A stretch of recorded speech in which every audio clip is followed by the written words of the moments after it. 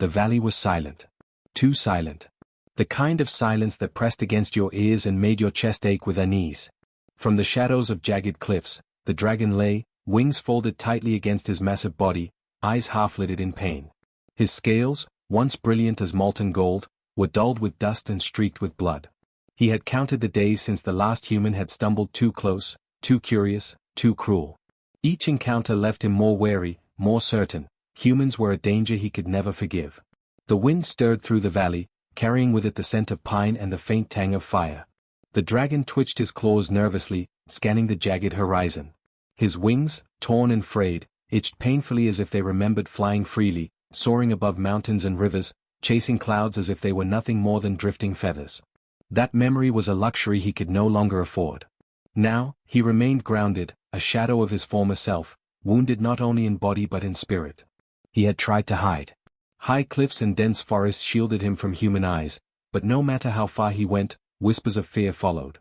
Villagers and travelers spoke of him in hushed tones, the fire-breathing beast that lurked in the valley. Their fear, their suspicion, their desire to hunt him down, it had become his prison. Every footstep on a distant trail, every crack of a twig, made him tense, ready to lash out. Trust was a concept buried deep, buried under scales and scars. The dragon's thoughts drifted to the last attack. Humans, armed with torches and crude spears, had cornered him near the cliff's edge. He remembered the sting of iron in his side, the searing pain that shot down his broken wing. He had roared until the rocks trembled, until the wind itself seemed to echo his anger. But the humans had laughed, mocking the sound of his pain, chasing him back into hiding. From that day, he believed with unwavering certainty that all humans brought only harm. A distant noise interrupted his reverie. Someone, was moving near the valley's entrance. The dragon's head snapped up. His golden eyes, sharp even in their weariness, searched the shadows. It was subtle at first, a rustle of leaves, a footstep over a stone.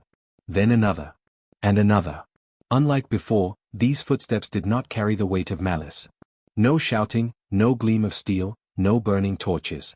Just quiet, careful steps. The dragon's instinct screamed at him to flee, to hide deeper in the cliffs, to disappear into the folds of the valley where no human could reach him. But something about the movement was different. Hesitant, cautious, almost gentle. He felt a flicker of curiosity, a dangerous feeling he hadn't allowed himself in years. He shifted slightly, his broken wings protesting the motion, and peered through the trees. There, at the edge of the clearing, was a human. Small, unarmed, and carrying nothing but a simple satchel slung over their shoulder. The human paused, scanning the shadows, as if aware of the invisible eyes watching them. They took another careful step, then another, their movements deliberate, careful not to startle the hidden giant. The dragon felt a twinge of disbelief. This human didn't move with the hunger of hunters, the greed of treasure-seekers, or the cruelty of those who had tormented him before. No, this human seemed cautious. Respectful. It was a strange word to him, respect, but the feeling it stirred in his chest was undeniable. He had a choice: retreat into the darkness, hide as he always had, or stay and watch. His claws dug into the earth as he considered it. Every fiber of his being screamed that humans were dangerous, that this one would be no different. But a small, stubborn part of him, the part that remembered flying, that remembered freedom, that remembered warmth, made him hesitate. The human crouched briefly to inspect the ground, picking up something small and shiny, a pebble, perhaps, and studied it with quiet fascination. The dragon's nostrils flared. There was no fear, no anger, only curiosity. And for a moment, he allowed himself to wonder, could there be humans who did not hurt, who did not chase, who did not fear him simply for being what he was? The sun dipped lower, casting long shadows across the valley floor.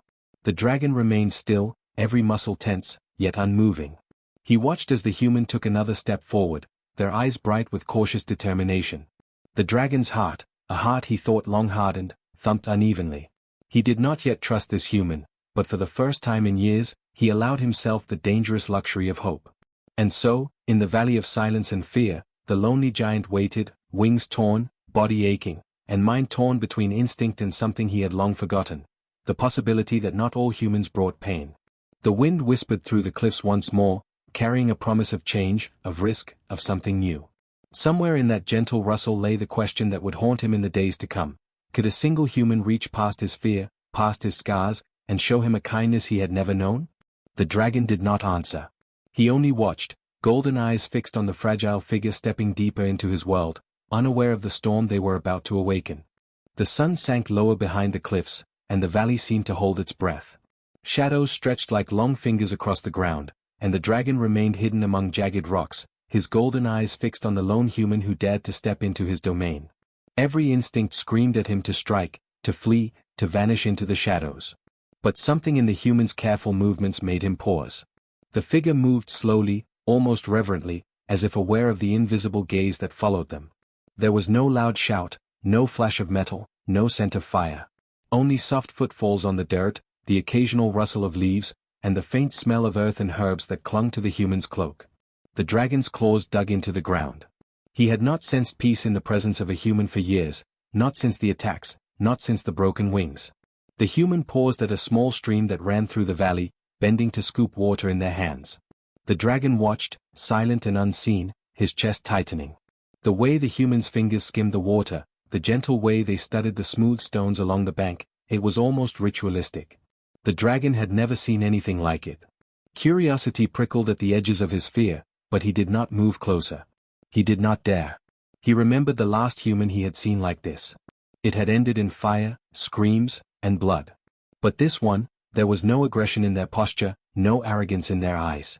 Only caution, and something else. Something fragile. The human straightened and began to walk along the edge of the stream, humming softly under their breath. The sound carried through the valley, barely more than a whisper, but it struck something in the dragon's chest. It was a song, or maybe just a melody, but it did not carry fear or anger. Instead, it seemed to thread through the air like a thread of warmth in the cold, shadowed valley. The dragon shifted slightly, testing the strength of his wings. The pain was sharp, a jagged reminder of his vulnerability. One wrong move, and he could fall, and the humans would find him. And yet, he stayed, watching. The melody lured him in, dangerous as it was, like a memory of flying across sunlit mountains, wings cutting through clouds that smelled of freedom. Minutes passed.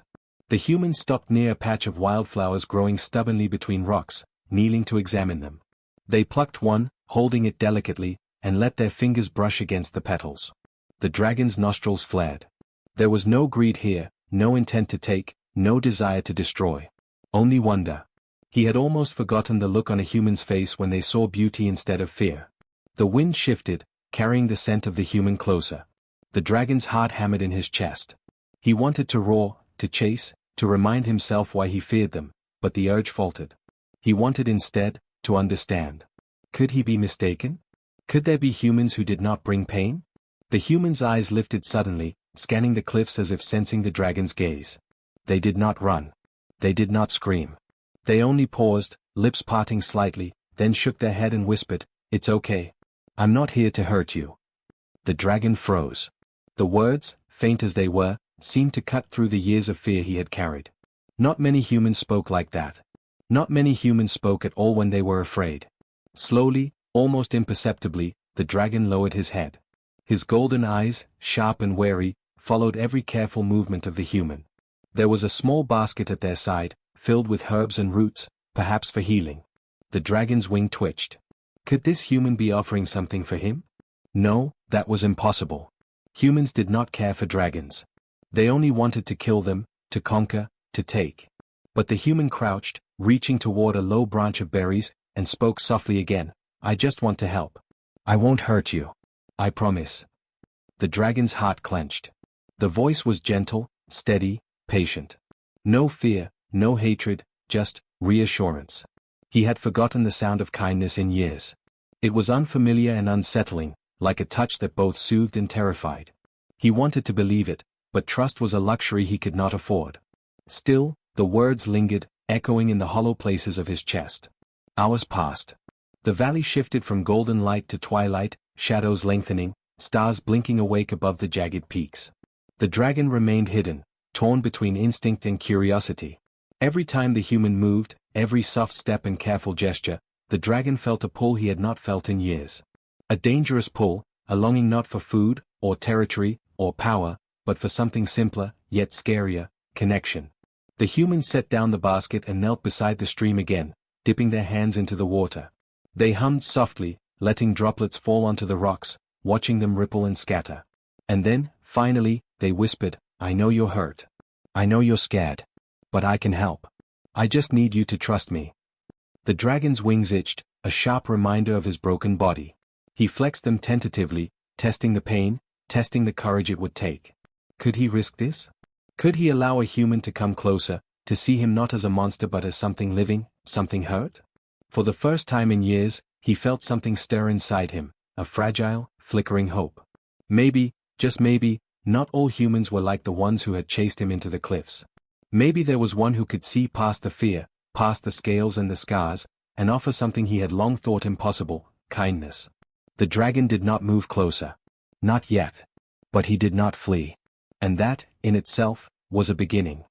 The valley had fallen into a heavy, bluish twilight. Shadows stretched like fingers over the jagged cliffs, the stream glittering faintly under the last rays of sun. The dragon stayed hidden, wings folded tightly against his body, eyes fixed on the human who had ventured so deep into his world. Every instinct screamed at him to retreat, to vanish into the crags, to remind himself why humans were dangerous. Yet, he remained. The human, small and cautious, moved closer to the stream. They had set down their basket, and now their hands hovered above the water, fingertips trembling slightly as if afraid of making a mistake. The dragon's golden eyes narrowed. He wanted to roar, to send a warning, to scare the intruder away. But the words they had whispered earlier echoed in his mind, "I won't hurt you. I promise." Curiosity warred with fear. His claws dug into the earth. He remembered the last time he had let a human approach, screams, fire, pain, and betrayal. The memory flared sharply, urging him to strike, to lash out before it was too late. But this human, there was something different about them. Not arrogant, not greedy, not cruel. Just, cautious. Gentle, even. The human slowly extended a hand toward the water, cupping it to fill with the cool, clear stream. Then they turned slightly, placing the water near a patch of scorched earth, remnants of the dragon's last desperate battle with hunters. The dragon's nostrils flared, nostrils twitching with the scent of the offering. Water, for him? Could they truly be trying to help? The human glanced up, their eyes scanning the cliffs as if they could sense him. "I know you're hurt," they said softly, voice steady, almost melodic. "I can help. Please, trust me." The dragon stiffened. The word trust was foreign to him. Trust had been torn from him years ago, along with the sharp edges of his wings. But still, the sound of it lingered, echoing in the hollow parts of his heart, stirring a flicker of something dangerous, hope. He flexed his wings carefully. Pain shot through him like fire. His broken wing twitched uncontrollably, a reminder of his fragility. And yet, he did not move away. He crouched lower among the rocks, golden eyes locked on the human, watching, testing, waiting. The human crouched as well, lowering themselves to the ground. They reached into the basket and pulled out a bundle of herbs, laying them gently beside the water. "This will help," they whispered, their voice calm, patient. "I've seen wounds like yours. You don't have to suffer alone." The dragon's throat tightened. He wanted to roar, to warn them away, to insist that no human would ever mend what humans had broken. Yet, part of him, small, hesitant, almost forgotten, wanted to move closer. To see if the human meant what they said. Minutes passed. The humans sat quietly, humming under their breath, waiting. They did not step forward aggressively, did not shout or gesture. They only remained there, a fragile presence in a valley of shadows and pain, offering help without expectation. Finally, the dragon took a cautious step from the shadows, wings trembling, claws digging into loose stone. He lowered his head slightly, just enough to get a better look at the human. Every muscle in his body screamed that this was a mistake, that humans could not be trusted. And yet, the ache in his wings, the sting in his side, reminded him of his own weakness. Perhaps, this human could help. The human's eyes widened ever so slightly as the massive head of the dragon emerged from the darkness. They did not flinch. They did not scream. They only held out a hand, fingers extended in a gesture that seemed impossibly brave. "It's okay," they said softly. "I won't hurt you. Not now, not ever." The dragon froze. His chest heaved. The scent of the human filled his senses, earth, herbs, something gentle, almost comforting. The urge to lash out battled with a stranger, more delicate impulse, curiosity, and the faintest trace of trust. He lowered his head a little closer. The human's hand trembled, but they did not retreat. Instead, they let their fingers hover just above his broken wing. The dragon's muscles tensed. Pain surged like lightning through his wing, and his first instinct was to pull back, to roar in warning. But the human's voice, steady, calm, unafraid, cut through the storm of instinct. I'm here. It's safe. Tentatively, the dragon let the tip of the human's fingers brush against the torn scales. The touch was gentle, almost reverent, like they were afraid of breaking him further. Pain lanced through the wing, sharp and undeniable, yet there was something else too, relief. For the first time in years, he did not feel hunted, trapped, or despised. He felt seen. The human's eyes met his, wide and unwavering. You're not alone, they whispered. You don't have to be afraid anymore. The dragon's heart, long armored and closed, skipped. The flicker of trust, small, fragile, but alive, crept into his chest. He had let no human come this close for years. And yet here he was, allowing it, even welcoming it, despite every warning, every scar, every memory. For a moment, the valley seemed to hold its breath. Shadows stretched and curled around them, the stream murmured softly, and the dragon's golden eyes softened just a fraction. The human's hand remained there, hovering above the torn wing, a promise in gesture alone. And for the first time, the dragon realized something terrifying. Perhaps not all humans brought pain. Perhaps one could bring healing instead. Perhaps, just perhaps, he could allow himself to hope. But the dragon's instincts were not gone. Pain still lanced through his body, and fear still pulsed like a second heartbeat. The moment was delicate, fragile, hanging in the balance. One wrong move, one misstep, and the fragile bridge between fear and trust could shatter forever. The human whispered again, soft and steady, I'm not going anywhere. I'll stay with you. The dragon hesitated, golden eyes locked on the human's calm, unwavering gaze. And then, just slightly, ever so slightly, he lowered himself to the ground, letting the human's hand brush closer. It was the first contact in years. A fragile, trembling beginning that could either heal or destroy everything.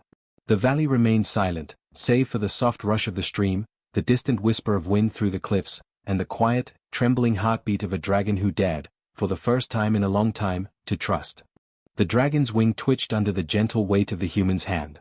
Pain flared sharp and sudden, but it was tempered by something unfamiliar, care. Years of fear and suspicion warred within him, yet he did not pull away. He could feel it in every scale, every sinew. This human meant no harm. The concept was alien, almost frightening, but it made his heart, long hardened by betrayal, thrum in a way it hadn't in years. The human did not rush. They crouched beside him, fingers moving slowly along the ragged edges of his torn wing. Every touch was measured, deliberate, soft enough not to aggravate the wound further, but firm enough to instill a sense of calm.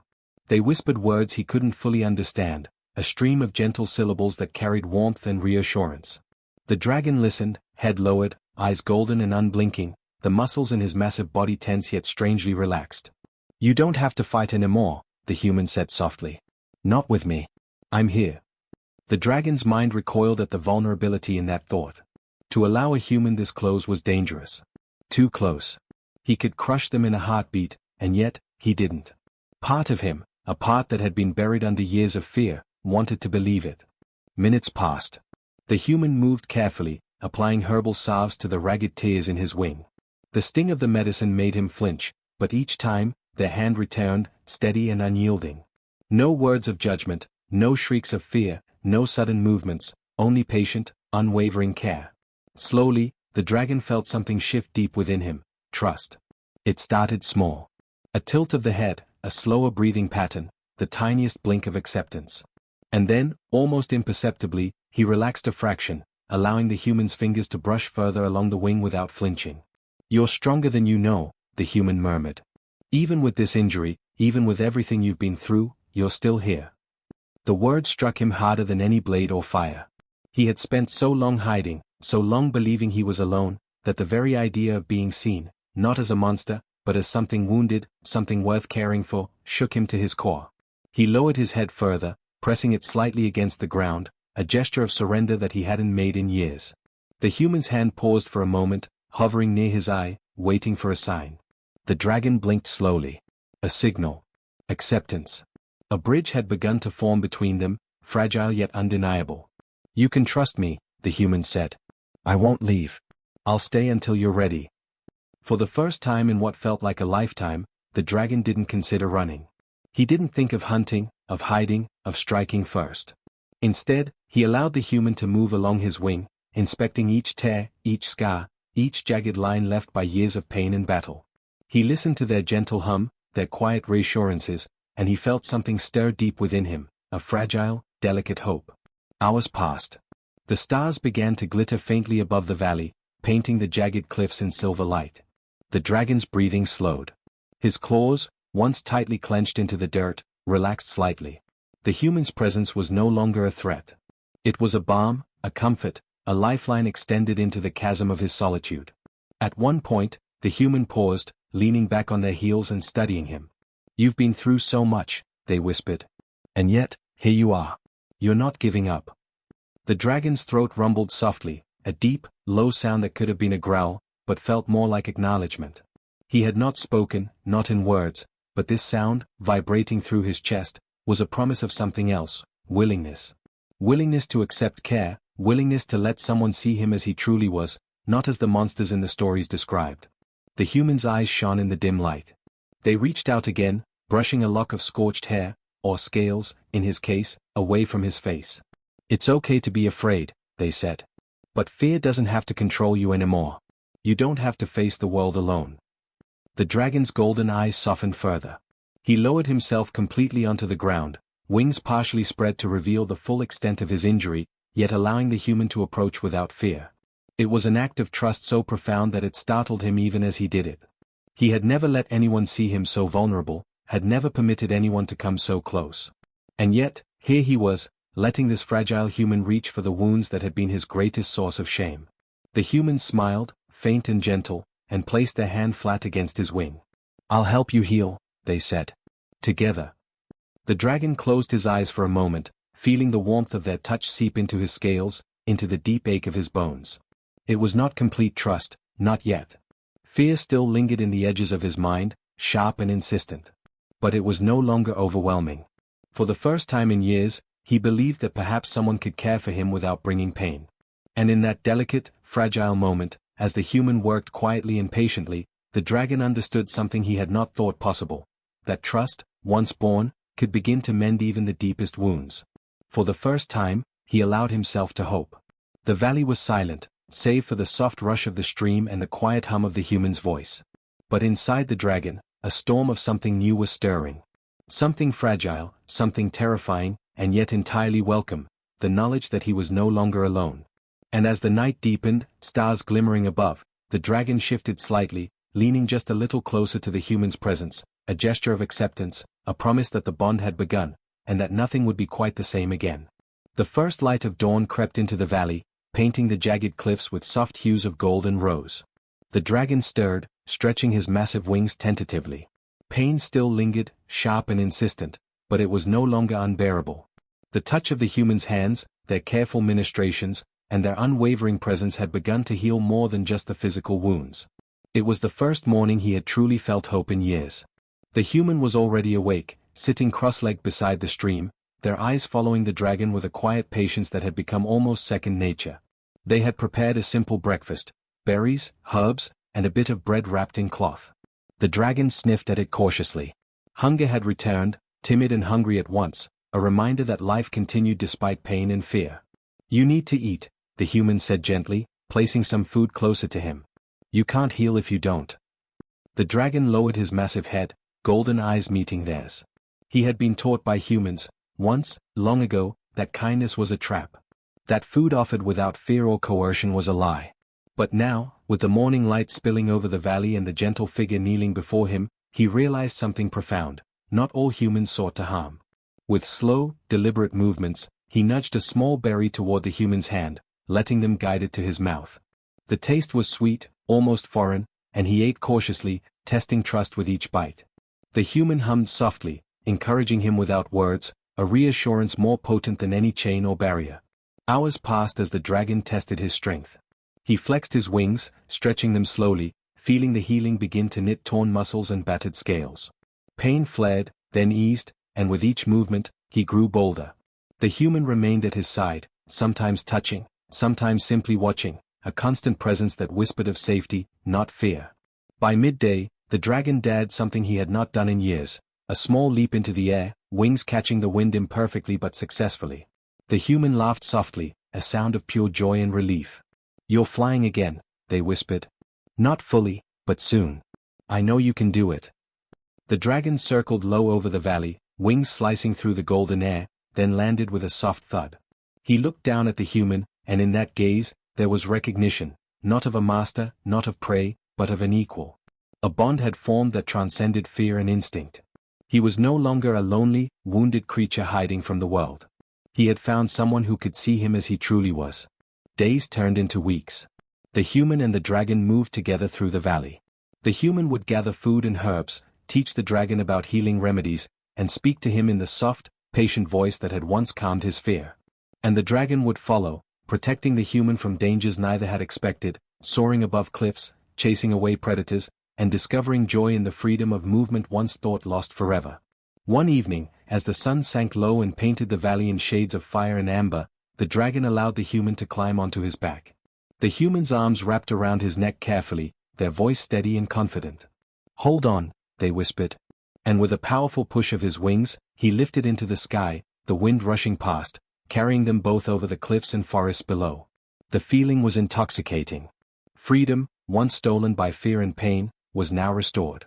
The dragon roared, not in anger, but in exhilaration, the sound echoing across the mountains, a declaration of life renewed. The human laughed, clinging tightly, and the dragon realized he had never truly flown until this moment, not just with wings, but with trust, with friendship, with hope. They returned to the valley as stars blinked awake overhead.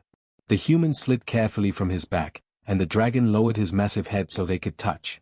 No words were needed, the bond had been forged in actions, in patience, in care. He was no longer alone, and they had proven that sometimes, a single act of kindness could reach even the most wounded heart. The valley, once a place of fear and isolation, became a home for both of them. The dragon hunted and flew, the human tended and healed, and together they discovered a balance neither had thought possible. The stories of fire-breathing monsters and cruel humans faded into myth as the dragon and the human forged a life built on trust, compassion, and courage. One evening, as the wind whispered through the cliffs and the stream sparkled in the moonlight, the dragon curled protectively around the human. "You saved me," he rumbled softly, the sound vibrating deep in his chest. The human smiled, brushing a hand over his golden scales. "No," they whispered. "We saved each other." The dragon closed his eyes, feeling the weight of fear, pain, and loneliness finally lift. His wings, once broken and battered, were strong again. His heart, once closed to the world, was open. And in the quiet of the valley, under the watchful eyes of stars, they both understood something profound. That healing and friendship could emerge even from the deepest wounds, that trust, once born, could soar higher than any wings. The dragon stretched his wings wide, testing the sky once more. The human stood beside him, small and brave, their hand resting lightly against his side. Together, they faced the horizon, a new bond unbroken, a new chapter of life ahead. The past of pain and betrayal was behind them, and before them lay endless possibilities, carried on the wind and on wings restored, not just of flesh and bone, but of heart and spirit. In the valley of shadows and silence, the dragon had learned the truth: not all humans hurt. Some could heal. Some could stay. And some could teach even the most wounded of creatures that kindness, once shown, could transform the world.